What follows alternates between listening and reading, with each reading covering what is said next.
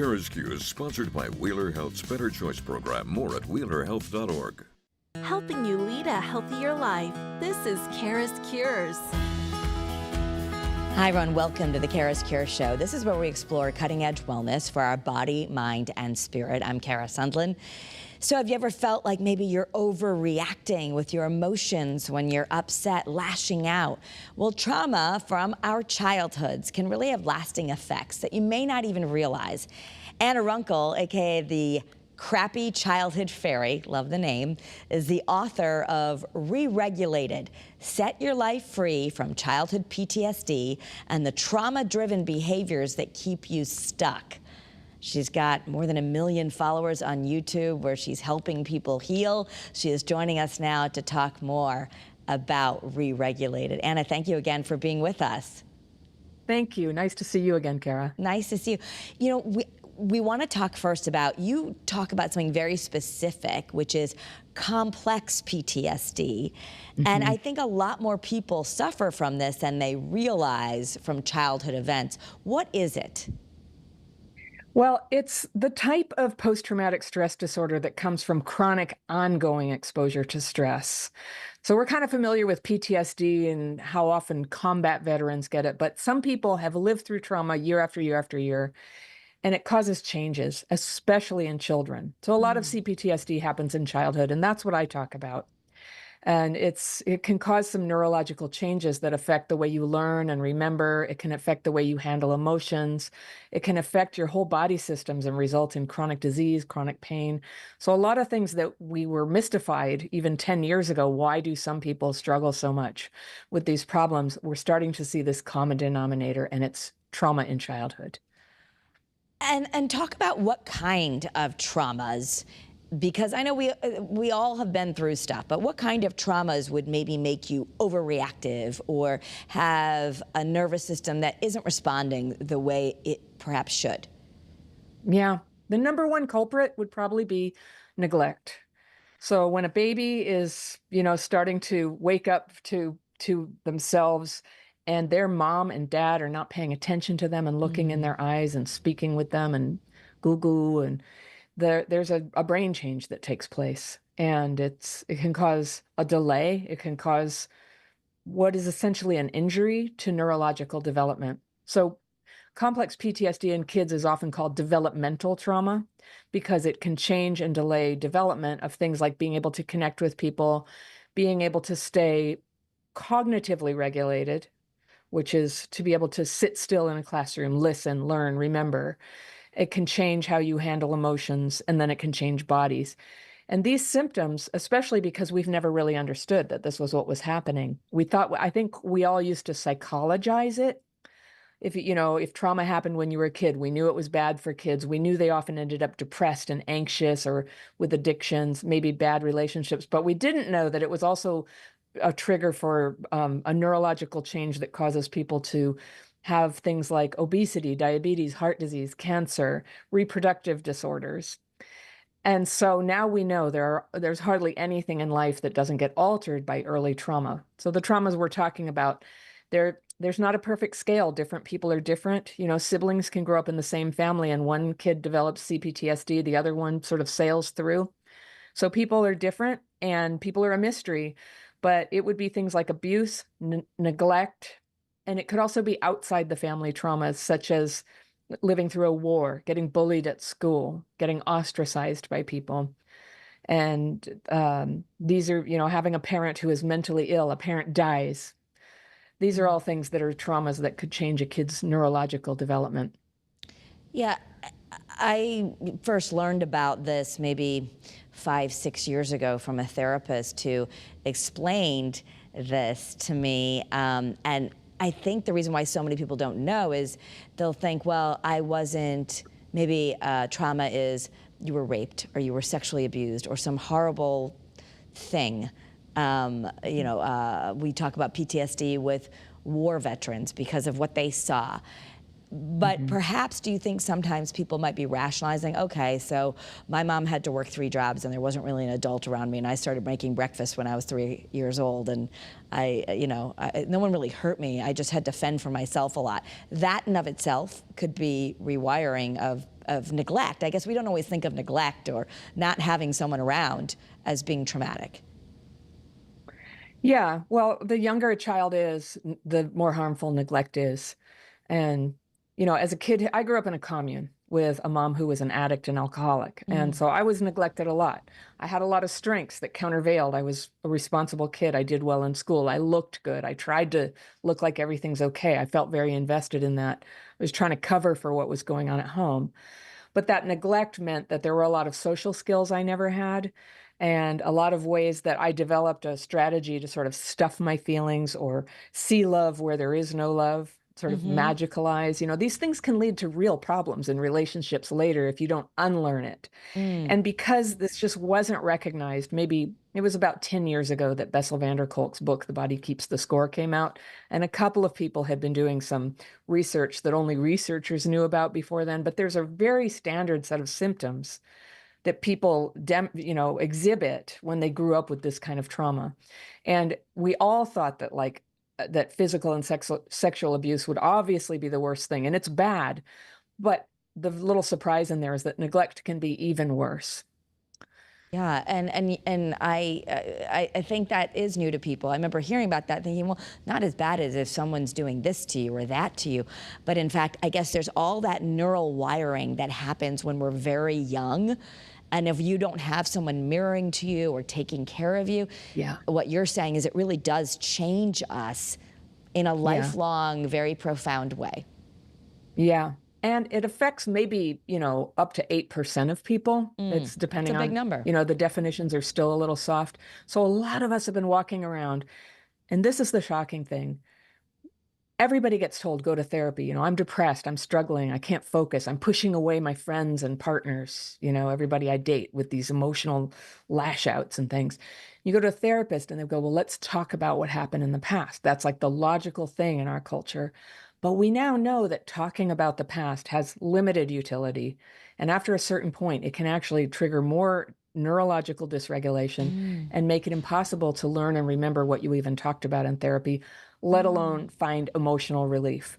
And the most important thing you can do when you have this, when you have complex PTSD, it leads to these surges in not feeling okay, this great distress and intensity of emotion, feeling like I can't take it. You could think of like a newborn baby, right? When they're born, they're dysregulated. They can't regulate their nervous system. They rely on their mother's body to re-regulate. So they go, if you think of a newborn crying and getting rigid, that's dysregulation. And then when they nurse for a little while, they calm down and they sit up and they open their eyes and they feel good again and they're connected again. That's re-regulation. We all do it. We all dysregulate. We all get re-regulated. But trauma starts giving us this huge disadvantage where we're dysregulated more of the time. We don't know how to get out of it. And then we were told that we were, just trying to recreate our childhoods or something. There was all this mythology that we were doing this on purpose, or we just weren't trying, or we were non-compliant. But it turns out we were dysregulated. And until you learn to re-regulate, it's very hard to benefit from therapy or participate in school or an intimate relationship. And that's why I had to write this book. I learned how to heal, and it changed my life so dramatically, so quickly. I've just been sharing the message ever since. Right, and more than 1 million people following you. I mean, we know that unfortunately people don't have access, be it a cost factor, a time factor. Not a lot of people have access to go spend the time.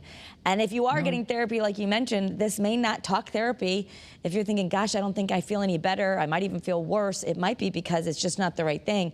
So this is the really positive thing. You say we can heal from chaos and overwhelm. How do we heal from chaos and overwhelm? Well, I see healing as a basic 2-step process. And the first step is you've got to learn to re-regulate your nervous system. And there are a number of ways you can do that. Exercise helps. Doing coordinated movements with other people as you would in a yoga class or a martial arts class, that sort of thing can be strongly re-regulating. Singing together, dancing together. We can also stay on a regular schedule, eat, sleep. the biggest thing that changed it for me, and I didn't know I was dysregulated. I didn't know I had complex trauma, but I learned these techniques 30 years ago that completely saved my life and changed everything, of writing my distressed thoughts and feelings. And I teach a very specific technique and I emphasize it's specific because if you just like write a bunch of negative thoughts on paper, it's not going to do the magic trick. It's Okay. a specific technique that's structured to release the negative thoughts and feelings. Not forever. You're not saying, I will never feel bad again, or there's no value to feeling angry. We're just getting some space from them so that we can re-regulate and then see what we need to follow up on. I know you do. We write and then meditate. Okay, so that's what I want to talk Pardon? about. I know you. I want people to be able to get Yeah. the book, and it explains. But walk us through it. If you're Yes. watching at home right now, what would that look like? How much time would you spend, and how do you write it? You write it in present tense. I'm feeling this, and then how do you move into the meditation? Yeah, well, it is in present tense, and it's about what's going on with you right now. Maybe in therapy, a lot of us were taught to think back to the catalog of really bad things. So there's no need to do that. That can be overwhelming. You just write about what's bothering you right now, which is going to be about the past and future at times. Some of it might be big childhood stuff occasionally. Mostly it's really dumb stuff. It's just like what's in the refrigerator and when are we going to eat dinner and why did my boss say that to me? Okay. These are the things bothering us in the moment. And so you can think of it like you're an archaeologist with a gentle brush. You're just taking the top layer off and the top layer off. And every time you sit down to write, and I recommend twice a day, a little bit more surfaces and shows itself to you. And this is your opportunity to get a little freer of it. Because there's stuff in there, these trauma-driven beliefs that are driving a lot of problems of like, I'm stupider than everybody. People like me never get a date. You know, you can never get ahead in this world. My job, it only wants to exploit me. You get these beliefs going on. And if you can keep taking the top layer off without forcing them, you start to get a little lightness and a little bit of choice and movement around what you've come to believe about the world. And it gently comes off. You don't have to direct it. You don't have to make yourself believe anything. It's sort of like taking a shower. You know, you're just rinsing off a lot of residue of your hard experiences in life as they come. Some people say, well, I just write occasionally. I say, okay, that's like taking an aspirin. It has value, but this is like dental floss. It's like brushing your teeth. You have to do it a couple times a day for best results. For how And long? that's how it works. Well, I remember when I got broken up with when I was first learning this, and I spent all day sitting in bed writing. And nowadays, often I'm in a hurry and I write for 5 minutes. So there's no specific time. It's until you feel better. I'm such a champion. You must feel better. If you have complex PTSD, there's so much like just fear and pain going on all the time, and it just drowns you. And so there has to be a way to get some emotional relief right away. I'm really not a subscriber to this idea. It's got to be worse before it gets better. You're just processing a lot of stuff. You have to feel better. This is life and death. It was for me. If I didn't find a way to feel better, I wouldn't be alive right now because Wow. I had just gone through too much and I couldn't deal with it. So this gives me relief. I can express it. Then if I want to, with my friend who showed me, I can read it to her. And that's nice if you have people who understand this technique and they know you're not trying to get them to solve your problem. You're just admitting, I have this like fear knocking around that I'm just no good. And they can go, oh, yeah, I know that fear. And there's no fixing necessary. You just say it. You've written it. In the end of the writing, we sort of ask for it to be removed or release it, depending on what people's sort of belief system is Okay. about that. I'm spiritual. I ask for it to be removed. And whether it feels like it is or it isn't, it's this space opens up in my mind. Then I rest in meditation, very simple, restful for 20 minutes. And I've been doing this 30 years twice a day, and I just knew it worked at first, and it worked very dramatically and helped me get my focus back and got the floor of my depression up off the very low floor to just kind of like a regular floor, like we all feel kind of down sometimes. And but then there's a lot of life problems to work out, and that's part two. If you have been living with trauma and dysregulation, there are life problems, Yeah. the same as anyone gets, but worse with trauma. And so for me, it was relationships with inappropriate, unavailable people, and then later money problems and problems with my boss, getting adversarial with my boss, things that were really, really holding me back. And by starting to process my thoughts and feelings, I would feel better. Well, now we know that complex PTSD actually injures the ability to process thoughts and feelings. It is what it feels like. There's just too much in there. It's like a bag full of cats. Well, you know, it reminds me, some of the symptoms are very overlapping with ADHD.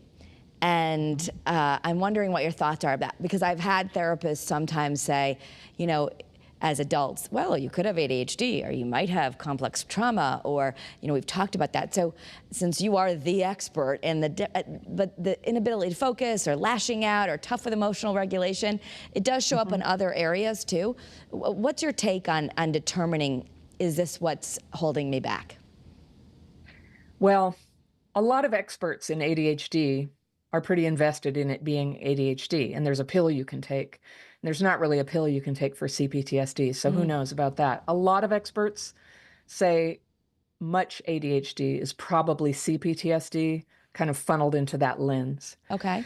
I think that in the coming years, we're going to learn so much about neurology and why we struggle, and why, since COVID, do more people seem to have ADHD. And, you know, we have a lot of things that we don't totally understand yet. In the meantime, we work on the symptoms. And so, you know who else has similar symptoms? People with autism. And we know for certain that's not the same thing, but they also have this. I haven't talked about this yet, but almost everybody with childhood trauma has a sense of disconnection. Like, everybody got the memo, but I don't really understand what's going on here. I don't know how to connect. I feel like I don't belong. That's really painful. When you find out it's a trauma symptom, it really helps, because even just to be able to tell yourself, oh, you know, I'm having a very typical thing for traumatized people where I feel like I don't belong. Maybe I'll just stick around and stay in the group anyway and see what happens. But people feel very triggering when you can't control your dysregulation, when it just sort of kicks up and you get discombobulated and clumsy and things are flying out of your mouth that might cause problems. It will give you this impulse to avoid people, to keep yourself safe and manage it. And that's unfortunate. So I teach workarounds with these life problems of like disconnection, isolation, difficulty making friends or dating or having a marriage. These difficulties can be helped a lot when you just sort of know, I tend to get dysregulated. I know how to re-regulate very quickly. And I teach people very practical things like, don't drive a car when you're dysregulated. Don't try to argue with your spouse when you're dysregulated. It's this life-changing thing when you can go, oh, it's happening right now. And your brain is literally not online all the way. Your reasoning is down, your emotions are up. I'm pointing to the parts of the brain that do this. It's not a good time to try to work out a problem with your spouse. And so if you know that, and you can use your tools to get re-regulated, if it's writing with my technique and some emergency measures I teach, like wash your hands in cold water or hot water, just anything to jolt your nervous system and try to bring you back. Okay. Then you can change how you're acting. And that's why I don't really use the word wired. I know, like, it's a metaphor, Right. but it's not really wires, and it's not like a hack or a fix that you do. It's a day-by-day practice that you can keep applying so that things can go a little better when you notice it's happening. And when you stop having all these terrible life problems, it gets a lot easier to stay regulated. It definitely helps. Yeah. And so I just want you to hold that thought. We're going to hear a moment from our sponsors, but you know, I really realize that so many people can benefit from this. And if this is eye-opening to you, I invite you to just stay for a moment. We're going to talk about how you can kind of declutter your life cluttering behaviors after a quick word from our sponsor. Struggling with gambling? Wheeler Health's Better Choice program offers personalized support and treatment to help you regain control. Visit WheelerHealth.org to learn more and take the first step towards recovery today. All right, we are back now with Anna Runkle, and she is the crappy childhood fairy. Maybe you're one of the million people following her on YouTube. She's really making mental health so much more accessible. And now all of her courses and years of study coming out in this new book called Re-Regulated, Set Your Life Free from Childhood PTSD and the Trauma-Driven Behaviors that Keep You Stuck. Anna, thanks again for being here. One of the points that you make is decluttering. I don't know, this appealed to me. I was like, right, I think for me, clutter actually can be a trigger. I can like get very upset when I'm around too much clutter. I don't know if you mean that physically, but decluttering one's life of cluttering behaviors. How do we do that, and what do you mean by that? Well, the first thing we think of, right, is physical clutter in the space where you live, which is very correlated with trauma. A lot of times, intense cluttering will begin after the loss of a loved one. Mm. And early trauma, childhood trauma, can result in cluttering. And anybody who's lived dysregulated, if you stop to think about it, when you're dysregulated, it becomes very hard to manage a whole bunch of moving parts, like the objects in the room, the laundry that needs to be done, the dishes, the food in the refrigerator, getting places on time. And so we now know that early trauma causes this injury to the ability to process thoughts and feelings. And processing means taking something from an active experience that might be giving you anxiety or adrenaline and making it into a memory. And that's what people do. That's what we do all the time. We live our lives, we make memories, and we put them in the memory bucket, if you can call it that. Okay. When you have complex PTSD, a lot of stuff sort of stays active. And so you're still reacting to something that happened a couple days ago or 10 years ago. You're still having a body visceral reaction. And what it feels like a lot, I used to describe it as it was like having headphones with very loud music going all the time, but trying to pretend to everybody else that that wasn't the case. And yes, I could hear what they were saying, but I never could really attune to what was going on because my attention was so grabbed by all this like noise in my head. So there's this like mental clutter going on of reacting to all these things. And it starts to grow over time into an overreaction to things, maybe a loud noise or somebody criticizes you, and it can just like level you. You can't even function. You end up in tears. You're having too strong a reaction. Now, the common culture is saying feel your feelings, but if you have emotional dysregulation like that, probably that's not the best advice. You want to regulate your emotions, get things into perspective using tools and maybe a friend to check your assumptions and go, was that so terrible? And you can start to come back. So there's emotional clutter, there's mental clutter of the thoughts, there's time clutter where I don't know about you, but I can get very unrealistic when I'm dysregulated about how much I can get done in a day. And I promise people things. And then when I'm actually doing it, it's more than I can do. Plus, dysregulation makes it just kind of makes you miss deadlines just because it's very hard to focus. So when you can learn to re-regulate, it's like your calendar becomes uncluttered. You're realistic. I Yeah. often joke, in my house, all of our pots and pans have like burn damage on them from me Okay. because Yeah. I start cooking something and then I'm just like over here, I just forgot that I'm cooking until I smell smoke Okay. or the alarm is going off. Yeah. Yeah. And I just, I do it again and again. That's dysregulation. I only do it when I'm dysregulated. When I'm regulated, I'm aware of time. And then we have people clutter. We have trouble, sorting out like, this is a person I do want in my life. This is a person I don't want in my life. And so Mm. people who are in the early stages of healing often have people who are still abusive to them, who are Mm. still exploiting them or treating them badly. And there's just a lot of confusion, like emotional confusion about like, do I have a right? Is it just me? Am I really just like an awful person who should be treated this way? It's literally confusing until you start to get re-regulated and your perception comes back. And that loss of perception isn't just neurological. It's, if you, like, I had a mom who was an alcoholic. I would often be scared to get in the car with her. I would be, ridiculed for being afraid to get in the car. They were messing with my perception. And later I had a hard time detecting when something was safe or not, because I had sort of been told to override that instinct again Yeah. and again. Yeah. So some of it is historical. You start to re-regulate, you can begin to see what is the pattern here, what's really happening, and you can make choices that are in your best interest. What about relationships? You mentioned that was a sticking point, but let's say, you're noticing that you're lashing out at people. It could be your boss, or maybe you hold it together at work, but you're lashing out at your kids and your partner. Yeah. And then you feel really bad after. You said that's kind of a common thing. What can people Yeah. do about that? Well, it's an aspect of dysregulation. It's not really its own thing. It's part of the nervous system dysregulation. And, you know, what it feels like when it's happening, it feels necessary. It feels like something so terrible is being done to you that you have to fight back really hard. And you're miscalculating how intense it is. And what's interesting about people who will lash out, with a too intense emotions, often will freeze up at other times and not say anything. And so if they're being, harassed at work or something, they will freeze and not be able Mm. to defend themselves or report it there. So there's often this like side by side freezing and then fighting. reaction to things. So emotional dysregulation, it's a bear, and it's the one that other people notice the most. It's the trauma symptom most likely to be noticed by the people in your life. They might not be aware that you feel numb in your hands. They might not notice that your handwriting just changed because you're dysregulated, but they notice when you start yelling. And so it really hurts relationships. And what I teach people is to start noticing their signature symptoms of dysregulation. Like, I'll feel numb in my nose. If my nose feels numb, I know, like, do not speak. Say, just Interesting. buy myself time by any means necessary. So say, hold on. If I'm with my husband, I can say, I'm feeling kind of dysregulated. And I've given him permission to call it too, saying, you seem like you're getting dysregulated. Can we take a break? And you can do amazing things if you have a break to just sort of pause and use your tools to come back with your full awareness and that feeling of connection with another person.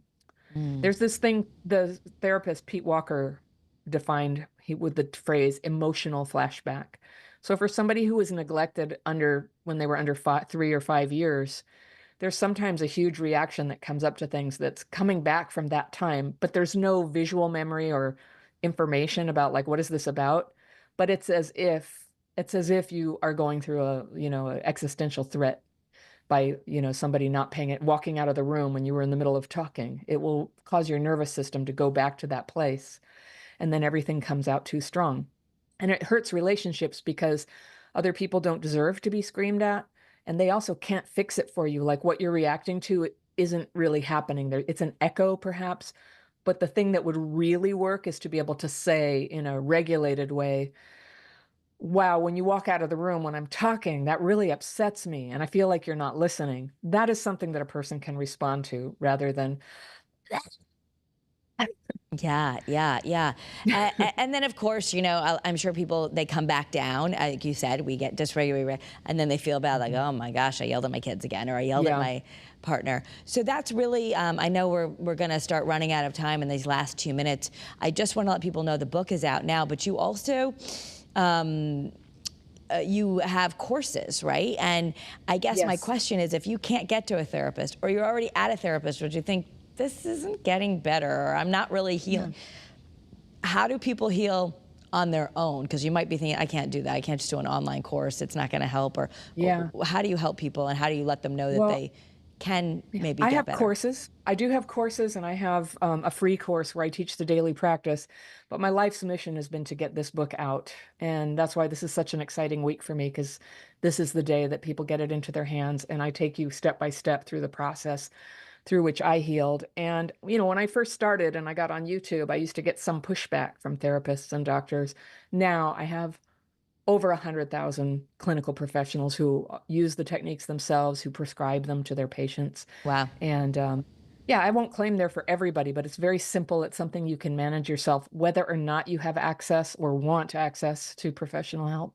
Yeah. And children can use it. People in hospice can use it. People in prisons use it. So All it's very ages. flexible. Anna Runkle, the Crappy Childhood Fairy. I just want to show, we'll end with a cover of the book again, just so you can know it's out now. You can get it. And you can also follow Anna at Crappy Childhood Fairy on her social media channels, where she has so much free information. Anna, thank you so much for being with us on CURES. Thank you. Thank you, Kara. I hope this serves you, everyone. Have a great day, and be well. CURES is sponsored by Wheeler Health's Better Choice program. More at wheelerhealth.org.